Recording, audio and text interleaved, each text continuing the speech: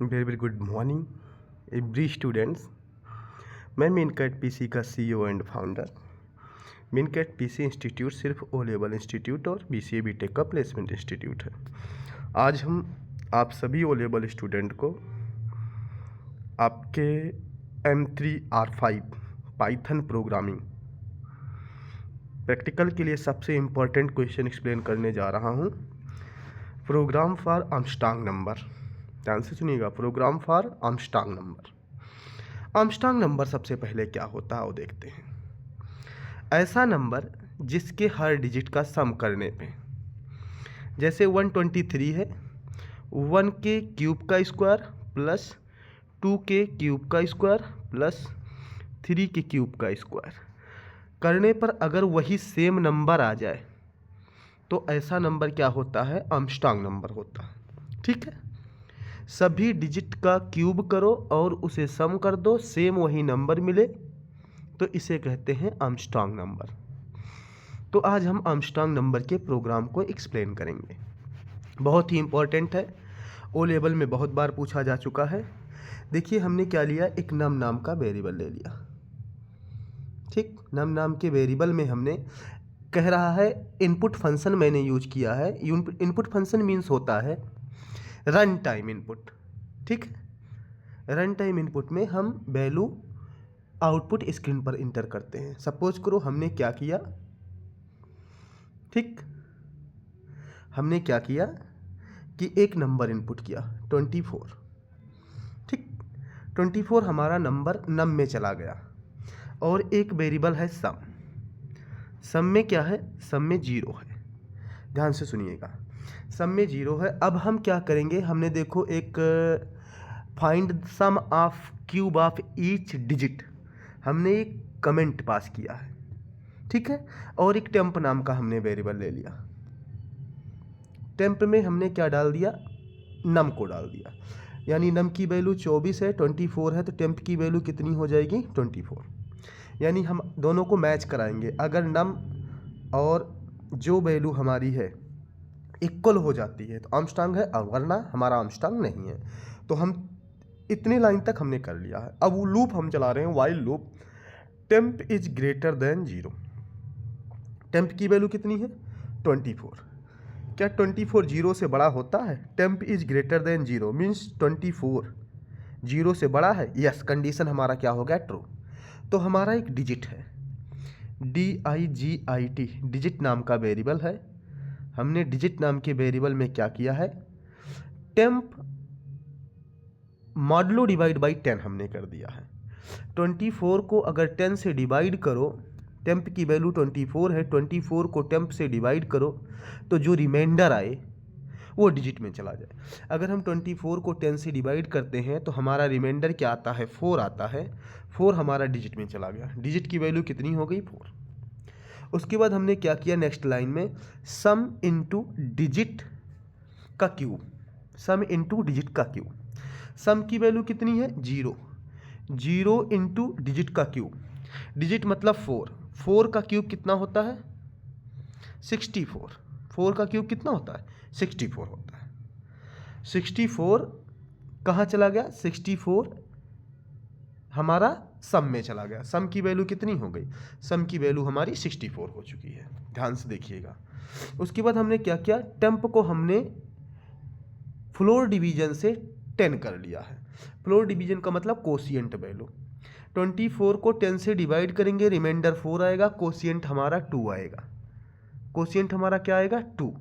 2 हमारे किस में चला गया? टेम्प में। टेम्प की वैल्यू 24 से कितनी हो गई? 2 हो गई। टेम्प की वैल्यू 24 से कितनी बची? 2 बची।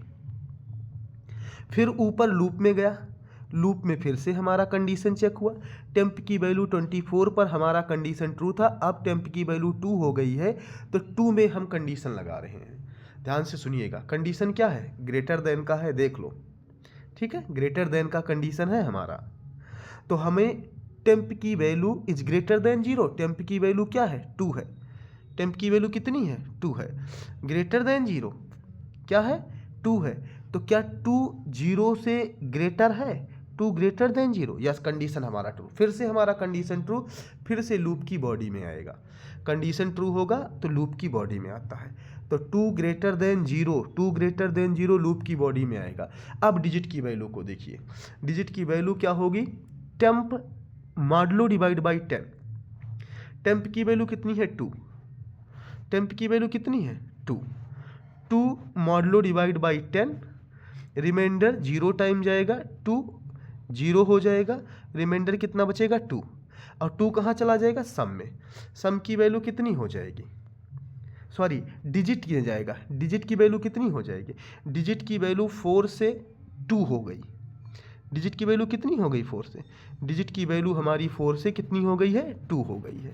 पहले 4 हुआ था मॉडुलो डिवाइड करने पर, अब कितना हो गया है 2। अब नीचे आते हैं, ध्यान से देखिएगा, नीचे कह रहा है टेम्प सम प्लस डिजिट का क्यूब।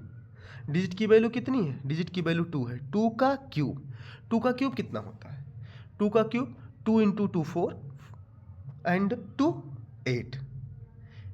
डिजिट का क्यूब 2 का क्यूब कितना होता है, 2 का क्यूब 8 होता है। 8 कहाँ जाएगा, 8 सम में चला जाएगा। सम की वैल्यू 0 से 64 हुई थी, 64 से अब कितना हो गया 8 हो गया। ध्यान से देखिएगा 8। और टेम्प की value floor division by 10, temp की वैल्यू रिमाइंडर कितना था 0, टेम्प की वैल्यू अब कितनी हो गई है, टेम्प की वैल्यू 2 से 0 हो गई है। अब हमारा क्या होगा, 8 हो चुका है, 8 हो चुका है। तो सम की वैल्यू कितनी थी 64, और 64 प्लस सम की वैल्यू फिर से कितना हो गई 8। 64 प्लस 8 इक्वल टू कितना होता है 72। 72 कितना हो गया, टेम्प की वैल्यू कितनी हो गई है, टेम्प की वैल्यू सॉरी सम की वैल्यू कितनी हो गई है, सम की वैल्यू अब 72 हो चुकी है, सम की वैल्यू 72। और ऊपर गया टेम्प की वैल्यू कितनी है, टेम्प की वैल्यू 0, ऊपर गया कंडीशन फिर से चेक किया, टेम्प इज ग्रेटर देन 0, क्या 0 0 से बड़ा होता है, नहीं, कंडीशन हमारा फॉल्स हो जाएगा। फॉल्स हो जाएगा तो नीचे बॉडी के बाहर आएगा, बॉडी के बाहर क्या मिला, इफ कंडीशन मिल रहा है। इफ कह रहा है नम, नम की वैल्यू कितनी है, नम की वैल्यू 24 है, 24 डबल इक्वल टू सम की वैल्यू कितनी है, सम की वैल्यू है 72, क्या 24 डबल इक्वल टू 72 होता है, कंडीशन क्या हो जाएगा फॉल्स। फॉल्स हो जाएगा तो इल्स में आएगा, और ट्रू हो जाता तो इफ में जाता। इल्स में आया, क्या कह रहा है नम, नम की वैल्यू कितनी है, नम की वैल्यू देखो 24, 24 is an 24 is not an Armstrong number, 24 हमारा क्या है आर्मस्ट्रांग नंबर नहीं है। अगर यही 24 और ये भी 24 हो जाता तो कंडीशन ट्रू होती, आर्मस्ट्रांग नंबर बन जाता। ये हमारा प्रोग्राम है आर्मस्ट्रांग नंबर का, आप सभी ध्यान से देखिएगा, कोई प्रॉब्लम होती है तो कमेंट करिएगा। बाकी आपको मैं इतना बताऊंगा कि ओ लेवल अगर आप कर रहे हैं तो प्रैक्टिकल के लिए बहुत ही इम्पोर्टेंट क्वेश्चन है ये, इसको ज़रूर पढ़ के जाइएगा। आप सभी स्टूडेंट के लिए सबसे बेहतर मीनकैट पीसी का चैनल है, पाइथन प्रोग्रामिंग यानी कि M3R5, आप यहीं से पढ़ें। अगर आपको कोई डाउट होता है तो आप इस वीडियो के कमेंट में जा कर के कमेंट करिएगा, और आपको हम बहुत सारे नॉलेज और इन्फॉर्मेशन देते रहेंगे। आई होप आप सभी को ये बात समझ में आई होगी कि ओ लेवल के लिए सबसे इम्पोर्टेंट क्वेश्चन है ये प्रैक्टिकल एग्जाम के लिए। ठीक है, कोई डाउट हो तो ज़रूर हमें कमेंट बॉक्स में कमेंट करिएगा। सभी को बेस्ट ऑफ लक।